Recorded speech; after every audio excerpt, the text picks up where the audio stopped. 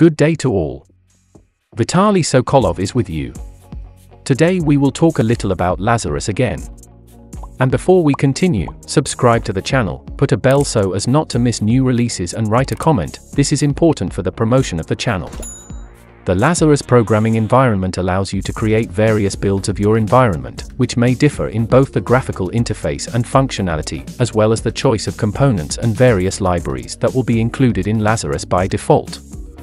One such assembly is GetLazarus. The features of the GetLazarus assembly include a single window interface, the components panel on the right and, in general, the appearance was made as similar as possible to the Embarcadero Delphi environment. The authors try to build from the latest Lazarus and FreePascal sources. The assembly also includes pre-installed additional components and settings of the IDE itself. But the number of pre-installed components is much less than in the standard version of Lazarus, which allows it to take up less space on your computer's hard drive. But it seems that this environment has ceased to be updated.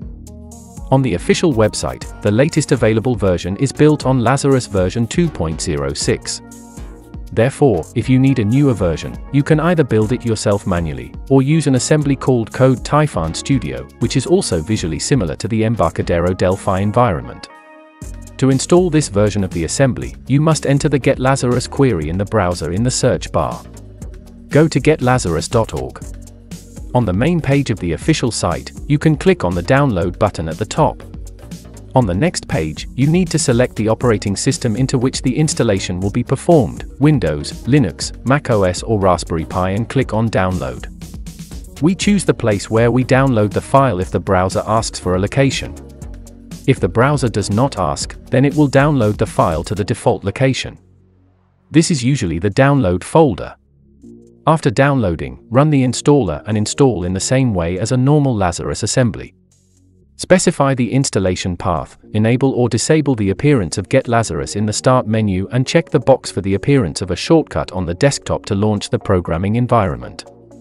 After installation, a GetLazarus shortcut will appear in a different color from the official Lazarus version.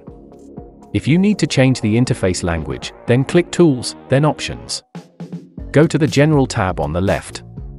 In the drop-down list after the word Language, select the language we need. After selecting the language, click OK. Close the Lazarus environment and start it again. After the restart, the environment interface will be translated into the selected language. To remove this environment, you need to go to the folder in which the installation was performed.